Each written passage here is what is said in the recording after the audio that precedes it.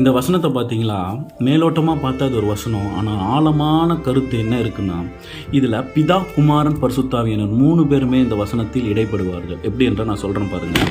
கர்த்தர் என் மேய்ப்பராய் இருக்கிறார். கர்த்தர் இந்த தாவீதை யார் சொல்கிறாருன்னா பிதாவை சொல்கிறாரு.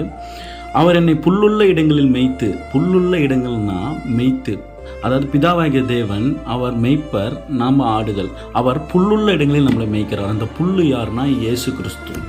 இந்த வார்த்தையை நம்மளை மேய்க்கிறார். அப்போது இந்த வார்த்தை யாருன்னா இயேசு கிறிஸ்து. வார்த்தை இயேசு கிறிஸ்து ரெண்டும் ஒன்று தான். அப்போ இங்கே புல்லுன்னு ஒப்பிடுகிறது எதுனா வசனத்தை ஒப்பிடுகிறார்.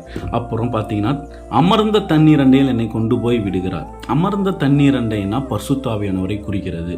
அப்போது அவர் என் மேய்ப்பராய் இருக்கிறார். அவர் என் மேய்ப்பராய் இருந்தால் அவர் என்னை புல்லுள்ள இடமாகிய இயேசு கிறிஸ்துவை நான் சாப்பிடும்போது அதிகமாக நான் இந்த வசனத்தை எடுத்துக்கொள்ளும் போது இயேசு கிறிஸ்துவை நான் உண்ணுகிறவனாக இருக்கிறேன்.